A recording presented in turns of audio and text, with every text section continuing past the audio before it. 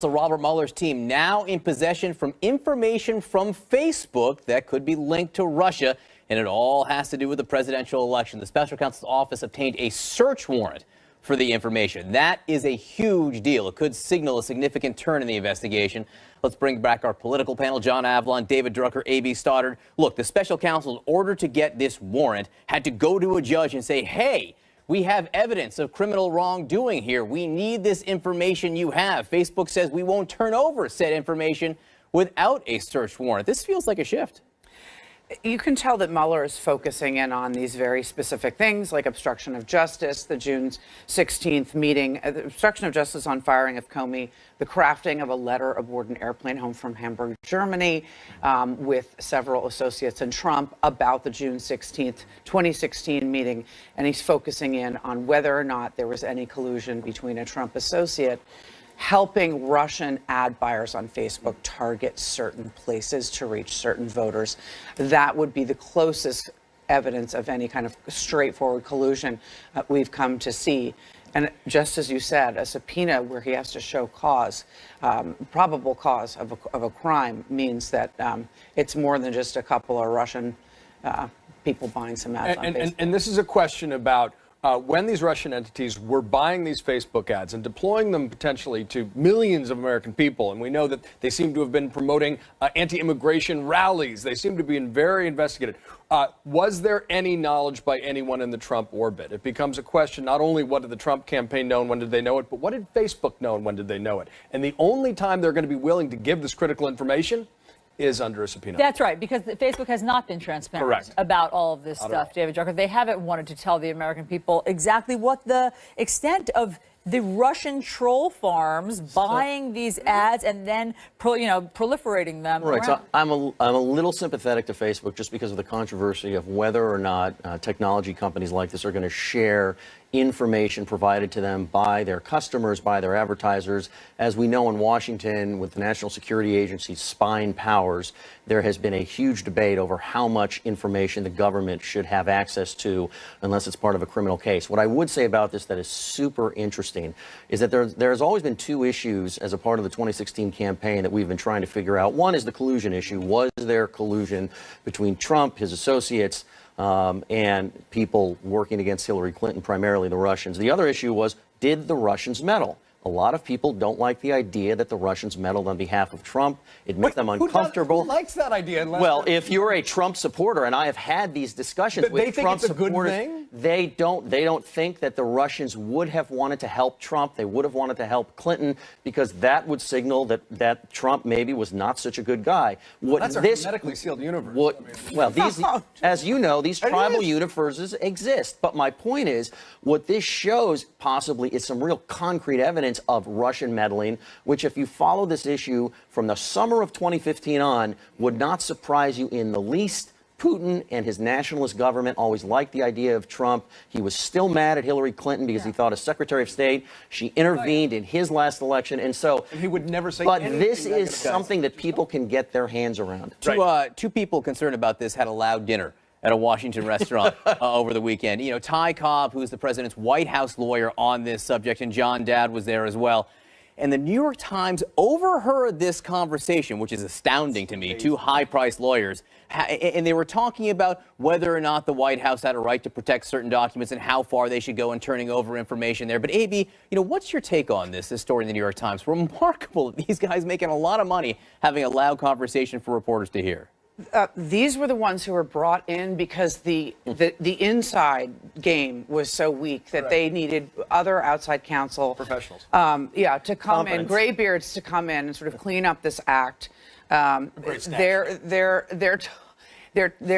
sitting there at a restaurant that we all know is literally steps from the New York Times bureau. It is paces. And talking about stuff about these internal fights over who is not trusting who to produce documents. And it's just an example of how much fighting and actually still leaking is going on. They weren't intentionally leaking there. Or maybe they were. Can I just say how jealous I am, by the way? because I daydream about scoops like this. I mean, all we do in Washington is hang out at, this is the closest you'll get to a Georgetown cocktail party, quote unquote, is a restaurant where a lot of us all hang out for one reason or another. And I always think, maybe I'll overhear something tonight. Never happens, and these guys got it. It was a great scoop by Vogel, and he's sitting right there, and it's a sign of just how competence should not be overestimated in people. But one of the lines that really jumps out is Ty Cobb of the Hall of Fame mustache saying that Don McGahn, White House counsel, has got documents in a safe that he won't turn over. That's significant. I mean, that's so expect sign of coming attraction on that one. Also, the McGahn spy, which tells you that there's still a lack of trust inside, where they feel like the different lawyers and different advisors are working against each other on this. Okay, let's talk about what President Trump retweeted over the weekend. It was this doctored video of him hitting Hillary Clinton in the head or back with a golf ball and knocking her over. So, John, I just don't even know. I mean, I'm sure the White House will say this is just a joke, just a joke. Yeah. But I mean, the interesting thing about jokes is that they're usually funny, and this is just weird and juvenile and everything else. Are you saying it's not presidential, Alice? I guess it is what I'm saying. If Abraham Lincoln had Twitter, he would have done the same thing. No, I'm kidding. Obviously, the point is that Twitter Trump is the real Trump, and the president is attracted at the early morning hours to juvenile videos that often involve violence to his enemies. This may be a, hey, can't you get a sense of humor aspect? The fact that the account that had tweeted it out had a very typically unsavory history. Oh, yeah. The name itself is disgusting from what he tweeted it out. Yeah. So, but this just shows that where the president's at. Is sort of high school bully level humor. But it's also, a former high school football player who cannot stop reliving his old glory, AB. It just seems like all he wants to talk about whenever he can is the fact that he beat Hillary Clinton in the election. It's interesting because those two things. One, he had a tough week with the base last week, and he made, plans with Chuck and Nancy, and he's worried about some blowback from that on Breitbart News. So he's trying to beat up on Hillary Clinton because his fans like that. But but behind the scenes, people will tell you that in White House discussions in private, he still brings up his victory against the Clinton machine as a reason for why he knows better than them on decision making when they're in just private small settings. Yeah, and this has mileage because so much of his electoral base was motivated by the idea of Trump as their avatar, thumbing his nose at the system, just acting unpresidential for them is why they actually elected him. And so doing this every once in a while, as much as I think Trump is in so many ways a political id without any strategic forethought, I think when he does this sort of thing, he understands who's going to react to it and how they're going to react to it. And I think from his point of view, that works just fine for him. The interesting thing about the idea of who lacks a sense of humor is when this sort of thing is turned around on the president, there is no sense of humor whatsoever from him or his advisors in the White House. Fair point. Panel, thank you very much. All right, we got a lot of other news this morning. 2 hurricanes churning in the Atlantic, posing a threat to some already battered by Irma last week. We're going to have the latest forecast tracks. That's next. The Emmy Awards last night had lots of memorable moments, but one in particular has everyone buzzing this morning. What really matters to Donald Trump is ratings. Unfortunately, at this point, we have no way of knowing how big our audience is. I mean, is there anyone who could say how big the audience is? Sean, do you know?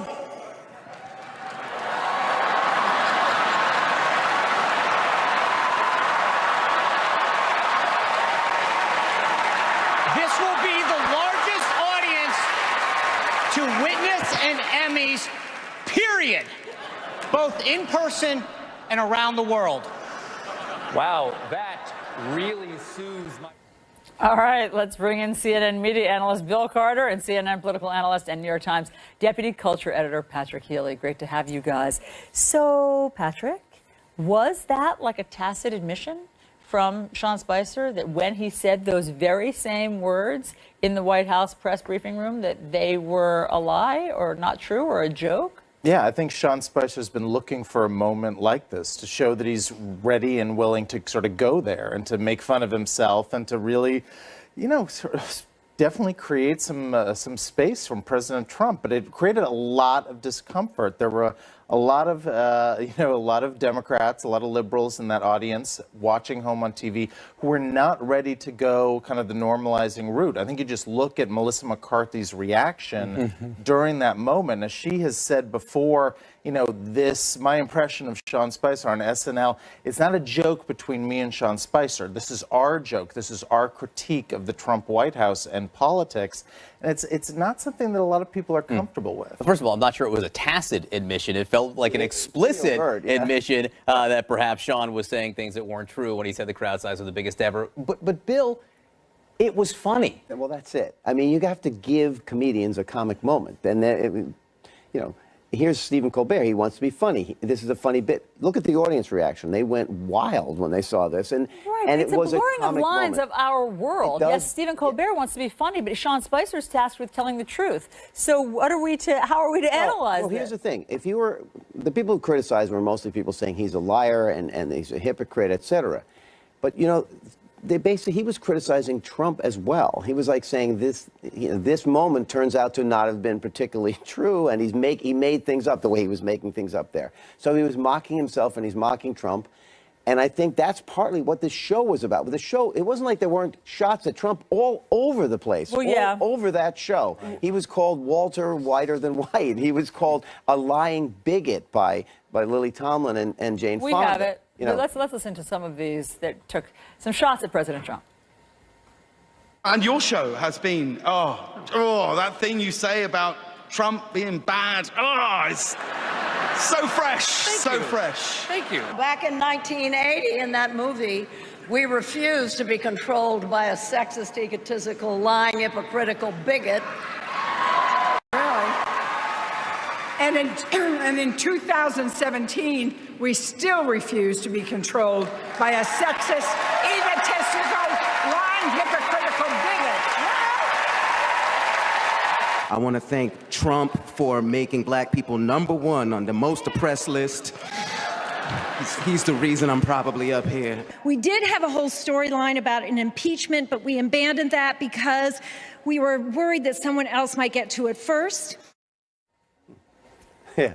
Poor Dolly Parton. She did not look comfortable. Right, because her audience, sure, in and Dolly. I have to say, if you're one of the people who Louis Dreyfus' line was pretty funny, that's a joke she was making. Yeah, but look, these things always get political, right? That's always fodder for the Emmys. But the Sean Spicer thing was definitely a new wrinkle. Adding a real person saying fake things for the punchline, all of that is where it gets muddy. Right, and Stephen Colbert made a very deliberate choice. He wanted to have this moment. He thought that bringing Spicer out there, having Melissa McCarthy in the audience, would create some bang. But that's the thing. Last night, it's still, still 9 months into the Trump presidency. There's still, frankly, a lot of discomfort around this.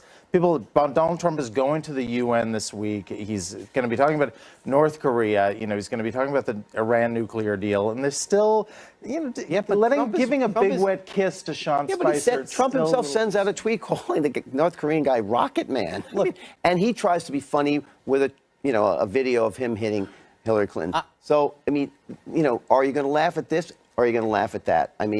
At some point you have to sort of say, okay, you give people the space to try to be funny, and then you decide, did that make me laugh? Then it's funny. But I think it's the latest chapter in this dystopian novel that we're all living right now. Look, Handmaid's Tale won the Emmy, which just goes to show. But this idea that you have someone sort of blurring truth, and the celebration of the blurring of truth is interesting, and it's a moment. And very quickly, is Sean Spicer going to have any problem getting a job? Yes or no? I don't think so. I think speeches. He'll make money. He'll do just fine. And this probably helped him, undoubtedly, because he made fun of himself. All right. If you were not watching the Emmys last night, or if you were watching the Emmys, you missed something truly wonderful on a different station. We're talking about award-winning documentarian Ken Burns, his powerful new series, 10 Years. Just weeks after Hurricane Irma devastated the Caribbean, 2 more hurricanes strengthening in the Atlantic. Winds still at 90 miles per hour. No lack of action in the tropics whatsoever. We're watching a storm system here. The threat very high. This is New Day with Chris Bowman and Allison Camerata. Good morning, everyone. Welcome to your new day. Chris is off this morning. John Berman joins me. Great to have you here. Just in time for the UN. There you go. It's a very big week and a big morning. So all eyes on President Trump at the United Nations as he prepares to address world leaders for the first time. The international community is watching to see how the president explains his America First policy and his skepticism of the UN. North Korea's nuclear threat looming large over the meeting. U.S. officials warned Pyongyang that time is running out for a peaceful solution. U.S. bombers and fighter jets again today conducted drills over the Korean peninsula. Plus, we have the latest on 2 hurricanes posing a threat to the Northeast and the Caribbean. We have this all covered for you this morning. Let's begin with Michelle Kaczynski live at the United Nations. Michelle. Hi, John. Spending some time with a couple of the foreign delegations over the last few days, what you hear is how curious they are, not only just about what Donald Trump will say, but how he will say it. What will his tone be? Will this be a fully scripted Trump or not so much? How much support will he express for the UN? How much will he articulate foreign policy beyond what they've already heard in the tweets, the America First, as well as multiple mixed messages from this administration? President Trump, now home in New York, but about to face the UN, a body he has sharply and repeatedly slammed. The United Nations is not a friend of democracy. It's not a friend to freedom. Where now he will also seek more cooperation to face the world's biggest problems. The president set the stage with a Sunday tweet storm, referring to North Korean leader Kim Jong-un as Rocket Man, and retweeting a video edited to show him knocking over former rival Hillary Clinton with a golf ball. Members of his administration out in front of cameras with more tough talk on the North Korean nuclear threat. We don't have a lot of time left. If our diplomatic efforts fail, though, our military option will be the only one left. Was the president's fire and fury remark an empty threat? It was not an empty threat. I'm perfectly happy kicking this over to General Mattis because he has plenty of military options. At the same time, though, the U.S. has been aggressively calling on China and Russia to do more to choke off Kim Jong-un's resources. Beijing and Moscow did vote in favor of unprecedented UN sanctions against North Korea, a step the president and his national security advisor have since downplayed, to the apparent chagrin of the State Department. Are the sanctions a big deal, or are they not a big deal? Because I've heard two really different things. I think the sanctions, and I'm not going to go against the president, but I think the sanctions are significant. Allies have been confused at times over what this administration values more, collaboration or going it alone. Trump's America First doctrine reflected in the 3 themes the president is expected to touch on in his speech Tuesday. First is to protect the American people. The second is to promote American prosperity. And the third is really to help promote accountability and sovereignty. The U.S. footprint at the UN this year, much smaller than it's been in the past. Meetings overall, fewer, leaving allies skeptical of how much the U.S. will be engaged on key agenda items like democracy promotion, refugees, and the environment. And how a nationalistic leader of the free world will embrace this global entity now. I personally think he slaps the right people, he hugs the right people, and he comes out with U.S. being very strong in the end. So among the mixed messages that we've heard that the world now is going to try to decipher here are, is the U.S. truly out of the Paris climate deal or not? Is the U.S. leaving the Iran nuclear deal? And let's take a look at the president's schedule. First, we'll hear him chairing a session on reforming the UN. He wants to make it more efficient. He'll meet with the Israeli prime minister, the French president, and then tonight, a dinner with Latin American leaders. John and Allison. Okay, Michelle, thank you very much. We'll try to get those questions answered. Let's bring in our political panel. Joining us now is CNN political and national security analyst David Sanger and CNN political analyst David Gregory. Great to see both of you. David Sanger, what are we expecting this week at the UN, in particular about the Iran nuclear deal? Well, a few things, Allison. First, the president's only moving, 14 blocks away from Trump Tower. But in many ways, it's a world away. As you indicated there, this is not his favorite institution. If you've come to office arguing for America First, That is not the founding principle of the UN. So there's a built-in tension here. And the Iran deal is going to be one of the first big tests, because the president has made it pretty clear that he considers this not only a terrible deal, but one that the United States should find its way out of. Now, my reporting last week suggested that while he's going to talk a lot about finding his way out of it, he's not actually going to do something that violates it and leaves it. And that's because if he does, the Iranians would be free to go resume their production of uranium and plutonium and put themselves right back in the position of getting near a nuclear weapon at a moment that we've got another nuclear problem on the other side of the world. So he's got a lot of advisors, Rex Tillerson included, telling him, make a lot of noise about it if you want, decertify that the Iranians are complying, but don't actually leave the deal. David Gregory, you've covered many presidents addressing the UN. Look, there are two audiences here. There's the audience at the United Nations, the General Assembly, leaders from all over the world who will be listening. And then there are the American people, particularly people who elected President Donald Trump. Which group do you think he'll be addressing this week? Well, I think he'll be speaking to both, but I think there's probably different expectations. I think Americans are rightly very concerned about North Korea, how that's going to unfold, about the prospect of miscalculation, about who's really running North Korea policy, whether, the president on his tweets, is he impulsive? Is he taking a more measured approach and a more strategic approach with a foreign policy team? And then the international community that's wondering whether this very go-it-alone president, an America First president on trade, coming out of the climate change protocols of the Paris Accord, and somebody who talks really unhelpfully about terrorist attacks and in Great Britain. Is he someone who is really doesn't want to play well with others, doesn't want to negotiate, doesn't want to lead in the way that America has historically led?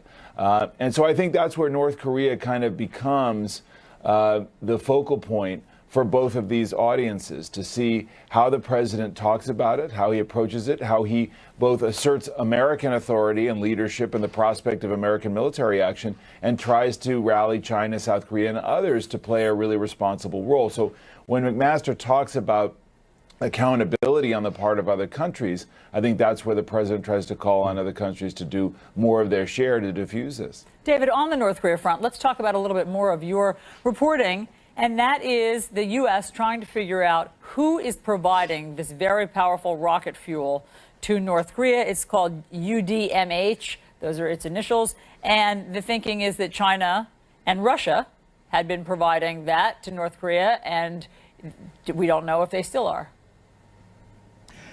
That's right, Allison. This is a story I did with my colleague, Bill Broad.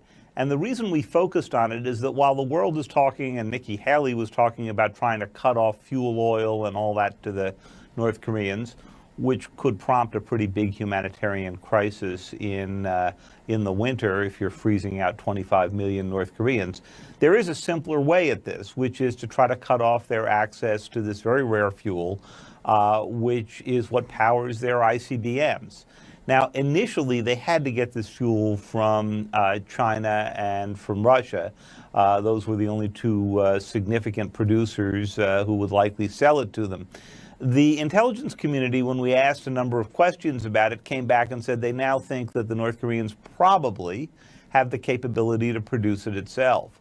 But there is a significant failure here for the West, Allison, because we found intelligence reports, some of them in the WikiLeaks trove from 2010, that go back to the Bush administration, in which Condoleezza Rice is warning that the North Koreans with this fuel are going to be able to reach the United States soon with a long-range missile. And of course, 10 years later, that's exactly what's happened. And we couldn't find any significant national security officials, senior national security officials, who are able to tell us that they ever really focused on this during the Bush and Obama years. So it is a bit of a mystery how the North Koreans were able to get away with importing this very rare fuel. You know, it's interesting, David Gregory, a lot of focus this morning on Rocket Man, President Trump referring to the North Korean leader Kim Jong-un as a Rocket Man in this tweet you can see right here. But beyond that, what are the deliverables this week you think the president wants on the North Korean issues? Is it clarity? Is it coherence? Is it maybe the pathway to more sanctions? Well, there's no question that they've put some sanctions in place, and as David's suggesting, they want to cut off fuel oil, which is a dramatic step if it were to come to pass. But I think part of what they want here is to get to a stage of negotiation. I mean, if you're talking about Kim, pursuing a path of his own national honor, his own self-preservation as a regime, there's no question he's being aided in that by China, to the extent that China also, as a rising military power challenging the United States, does not want further U.S. influence in their neighborhood by any kind of war with North Korea and the catastrophe that would come from all of that. But one result would be still a lot more American influence in North Korea, and perhaps a unified Korea. So that, I think, is where, presumably in meetings, the president wants to try to advance his influence and play his hand to get more pressure from the Chinese on the north to finally negotiate. I mean, that may be what it is, that they get to a point where there's some discussion of a nuclear freeze, and that the North gets to hold on to at least some of what it's got, despite what U.S. officials are saying that they don't want them to have nuclear weapons. Look, that would be more than what the administration right now claims it would settle for, but interesting that it's even being discussed. David Gregory, David Sanger, thank you so very much. President Trump's longtime personal attorney, Michael Cohen, telling CNN he will appear tomorrow before the Senate Intelligence Committee. Cohen's appearance will be voluntary as part of the panel's investigation into Russia's election interference. Cohen had previously said he would decline invitations to testify from the House and Senate Intelligence Committees, but would comply with the subpoena, saying he has nothing to hide. Senate Republicans making a last-ditch effort to repeal and replace Obamacare. This week, GOP leaders will gauge support for the new plan introduced by Senators Lindsey Graham and Bill Cassidy. If there is enough support, the proposal could come up for a vote next week. The bill calls for an end of the individual and employer mandates and would shift Medicaid expansion funding to the states. Democrats warn that millions could lose health care if the bill passes. 2 hurricanes churning in the Atlantic and posing a threat to the Northeast and to the Caribbean islands, still devastated by Irma last week. CNN meteorologist Chad Myers keeping an eye on both storms. Chad, 2 of them. Yes. So let's go in alphabetical order. We'll start with Jose. Jose poses a danger for significant wave action and rip currents along the East Coast. That's its major concern right now, anywhere from Block Island all the way back down south, even at the Delmarva. The storm is still 70 miles per hour, almost 80 miles per hour at times, and it is still going to sit there and churn right over the Atlantic. And it's not going to move, and the waves are going to be 16 feet. Waves like you have not seen on the East Coast in a long time. Now to Maria, a storm that will be a Category 4 as it approaches the U.S. Virgin Islands and also Puerto Rico. This is a big storm for this area because it's already been hit. The homes are already damaged and things are going to fly around 130 to 140 miles per hour. Now let me take you and push this forward.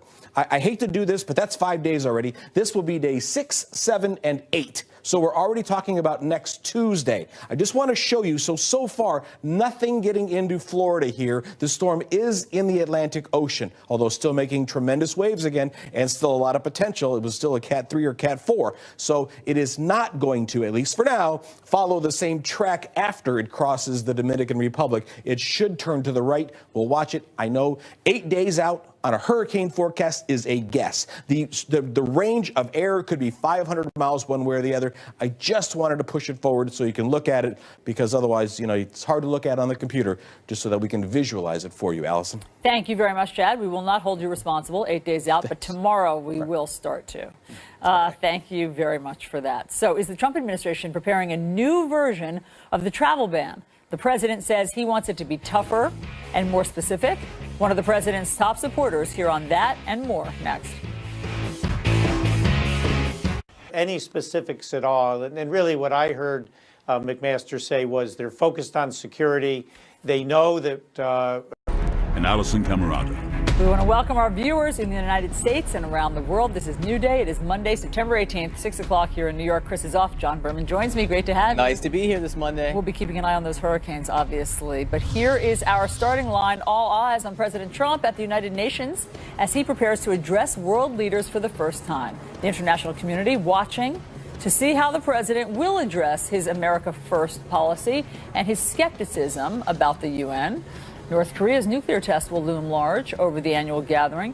U.S. officials warn the Pyongyang that time is running out for a peaceful solution, and U.S. bombers and fighter jets again today conducting drills over the Korean peninsula. Well, that's going on. Some of Hollywood's biggest names got political last night at the Primetime Emmy Awards. Former White House Press Secretary Sean Spicer, he made a surprise appearance mocking President Trump's inauguration crowd-size claims, really his own crowd-size claims.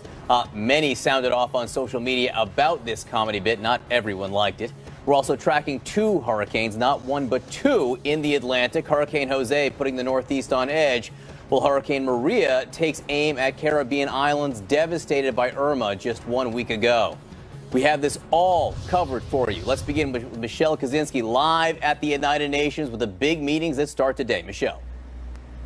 Hi, John. Right. For this, President Trump's first address to the world before the UN General Assembly, leaders are wanting to see how he addresses them, what his tone will be, how he articulates foreign policy beyond what they've heard before, because they've heard the America First. They've seen all of the tweets, all of the calls for other countries to contribute more, as well as a number of mixed messages from this administration. Some key leaders, though, won't be here this time around, including Germany, Russia, and China. President Trump, now home in New York, but about to face the UN, a body he has sharply and repeatedly slammed. The United Nations is not a friend of democracy. It's not a friend to freedom. Where now he will also seek more cooperation to face the world's biggest problems. The president set the stage with a Sunday tweet storm, referring to North Korean leader Kim Jong-un as Rocket Man, and retweeting a video edited to show him knocking over former rival Hillary Clinton with a golf ball. Members of his administration out in front of cameras with more tough talk on the North Korean nuclear threat. We don't have a lot of time left. If our diplomatic efforts fail, though, our military option will be the only one left. Was the president's fire and fury remark an empty threat? It was not an empty threat. I'm perfectly happy kicking this over to General Mattis because he has plenty of military option. At the same time, though, the U.S. has been aggressively calling on China and Russia to do more to choke off Kim Jong-un's resources. Beijing and Moscow did vote in favor of unprecedented UN sanctions against North Korea, a step the president and his national security advisor have since downplayed, to the apparent chagrin of the State Department. Are the sanctions a big deal or are they not a big deal? Because I've heard two really different things. I think the sanctions, and I'm not going to go against the president, but I think the sanctions are significant. Allies have been confused at times over what this administration values more, collaboration or going it alone. Trump's America First doctrine reflected in the three themes the president is expected to touch on in his speech Tuesday. First is to protect the American people. The second is to promote American prosperity. And the third is really to help promote accountability and sovereignty. The U.S. footprint at the UN this year, much smaller than it's been in the past. Meetings overall, fewer, leaving allies skeptical of how much the U.S. will be engaged on key agenda items like democracy promotion, refugees, and the environment. And how a nationalistic leader of the free world will embrace this global entity now. I personally think he slaps the right people, he hugs the right people, and he comes out with U.S. being very strong in the end. So we will first see the president this morning chairing a session on reforming the UN. As we know, he's been critical of the UN, saying that the U.S. bears too much of the cost burden. He'll also then later meet with Israeli Prime Minister Netanyahu, French President Macron, and tonight a dinner with Latin American leaders. Allison? Michelle, you're so right. He has been critical of the UN in the past, and we'll get to more of that momentarily. Thank you for all the reporting. Let's bring in our political panel. We have CNN political analysts John Avlon and David Drucker, and associate editor and columnist for Real Clear Politics, A.B. Stoddard. Everybody in the house this morning, which is great to have you all. I mean, he has been highly critical of the UN. Let me just remind people, in March of this year, what President Trump said about the UN, and that will set the table for what he's going to say this week. So listen to this. The United Nations is not a friend of democracy. It's not a friend to freedom. It's not a friend even to the United States of America, where, as you know, it has its home. and it surely is not a friend to Israel. Okay, that was the last year, John Berman. Thank you very much. So, John Avalon, now what? What will the tone be this week? Well, it's obviously one thing if you're tweeting or ghostwriting books or speaking to AIPAC, as I believe that excerpt was from. It's another thing if you're actually the President of the United States with real responsibilities for global order. The message his administration has tried to put forward to square the circle with America first is this line: America first doesn't mean America alone. I'd look for that rhetoric. You're going to get teleprompter Trump at this event. It's going to be more statesman-like, but it'll be interesting to see in things like this reform meeting how much he flies off the handle, because can he really resist having taken so many whacks in the past? You know, AB, do you think that there is a risk that he goes off script, off the teleprompter Trump here, and how would that be received by the delegates at the UN? Well, first of all, everyone gathered in that room is used to President Trump now. This is not a brand new presidency. They've seen the tweets, they've seen the flip-flops, they've seen the insults, and they're expecting whatever comes. John is right, he'll be teleprompter Trump, and the presidential speechwriters are not interested in him going to the UN and bashing it. He'll talk about America first, and he'll thread the needle, but in between this side of the teleprompter and that side, sometimes he looks right at the audience and he'll give them a "let me tell you" or "you better believe me," and things will happen quickly, and anything can happen, but I don't think anyone in the room would be surprised. You know, I think the question is whether or not the president's rhetoric will catch up to many of the president's policies. He campaigned on a foreign policy that looked inward and reduced the U.S. and its role as a global leader of the West. And yet, if you look at much of the policy that the administration has put forward, it has continued the U.S. position as the post-World War II global superpower. The president's rhetoric, on the other hand, doesn't always catch up and match the policies we've seen. Right. This includes on Russia. This includes the U.S. and Asia. And so I think the question is here, does the president decide, and there's always a risk at that, as you guys know, to freelance at the UN and in between some teleprompter speeches, scold, and talk about, you know, what a dump this place is. And this is an administration where a core part of the president's constituency uses the phrase globalist as an insult. Right. It's a four-letter word. Yeah, exactly. So, I mean, you know, there's a lot of bad blood inside the administration for the UN and for these international institutions, but you just don't. But that's in contrast to people like Mattis and folks who are trying to reinforce the global order. And behind all of it, North Korea. Oh. That's the big news, the big stakes, which is why you can't simply have radioactive. And that's why I think the president, it behooves him, there's a motivation for him to try and be a little bit softer with a lot of these countries, because he is asking the world to help him isolate North Korea.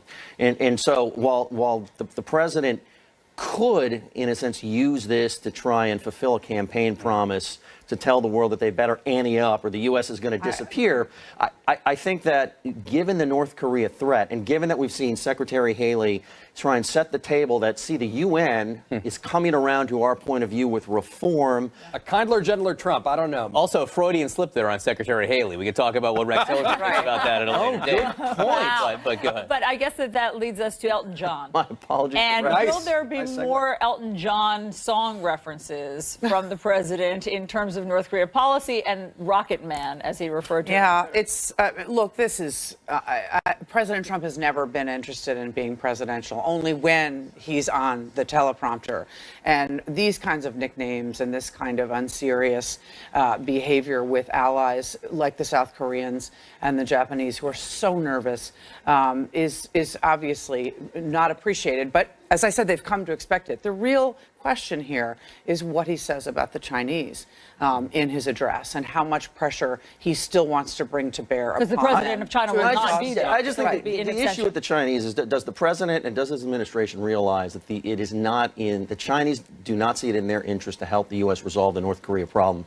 Because as long as we lean on the Chinese as the only party that can really get this done, I think that is going to leave the U.S. on the defensive. Okay, Reuters, just now, Reuters is reporting that North Korea put out a statement saying that the more sanctions the U.S. and the UN put out, the more quickly it will accelerate its nuclear ambitions right now. because it's the only thing that keeps that country relevant. But this is the main, we all agree that North Korea, if there is one issue the president actually wants to deal with today, other than just appearances, other than just relationships, it's North Korea. He wants to markedly make the situation better. Jim. Yeah, but you've got an escalating war of words. This is a game of chicken with nukes in the back between two people trying to outposture each other rhetorically. Look, North Korea is going to North Korea. You know, it's going to put out ridiculous over-the-top statements. What's different is you've got an American president applying campaign-style labels, low-energy jab at rocket man and nuclear power, who's trying to get an intercontinental ballistic missile that can hit the United States.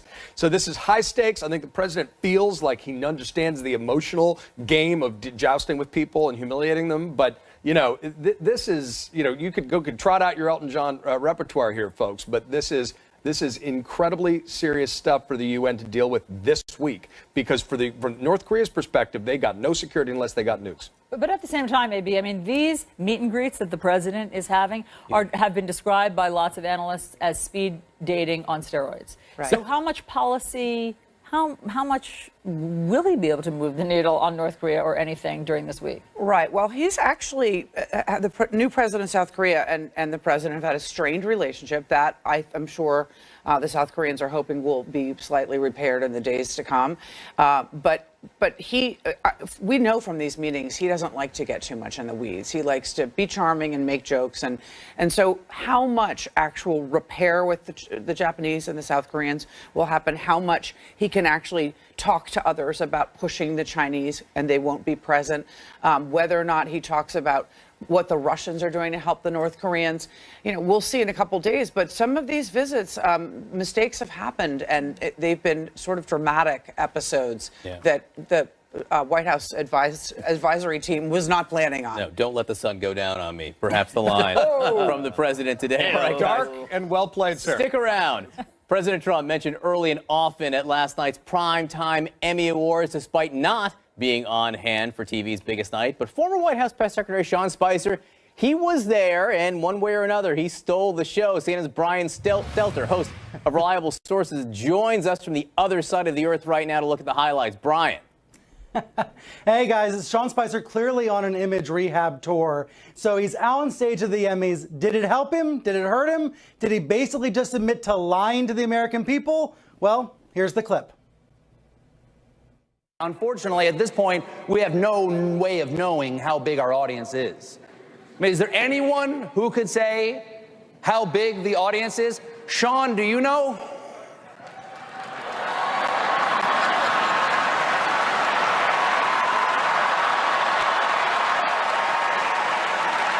This will be the largest audience to witness an Emmys, period, both in person and around the world.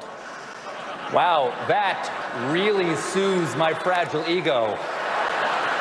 I can understand why you'd want one of these guys around. Melissa McCarthy, everybody, give it up. So let the debate begin. Are the Emmys lending Spicer a hand? Are they normalizing his unusually dishonest behavior from the White House podium? That is what a lot of Hollywood actors said overnight. A lot of liberals on Twitter and Facebook saying it was inappropriate for Stephen Colbert to be laughing with Sean Spicer. On the other hand, this was Colbert's idea, everybody. Colbert wanted to have this moment. He knew he was going to get some blowback, but bottom line, he thought it would be funny. And I think the most important part of this is Spicer himself. He's out there looking for consulting gigs, looking for a TV job. He's joking about his time at the White House, sort of admitting that he was not honest always when he was speaking from the White House podium. And his credibility issues are continuing to follow him out of the White House, even though he's joking about it in Hollywood. Look, I think a lot of the critics probably laughed first before they allowed themselves to analyze it, which tells you everything right there. You know, Brian, I think that's right, yeah. Politics wasn't even really a subplot of the Emmys last night. It was the main plot of the Emmys last night. Yeah, you're absolutely right. HBO was the biggest winner overall, like it usually is, but Hulu had a big night for the show Handmaid's Tale, which has a lot of political themes. We also saw a lot of wins for SNL. Alec Baldwin winning an Emmy for his portrayal of Trump, celebrating that moment. We'll see if the president weighs in on any of the winners. This was clearly a liberal Hollywood night with shows like John Oliver, last week tonight with John Oliver winning. We'll remember back in January during the Golden Globes, Meryl Streep talked about Trump. Trump responded the next morning, so we'll see if the president weighs in on the Emmys. Okay, Brian, we'll talk to you later on in the program about more of this. Thanks so much.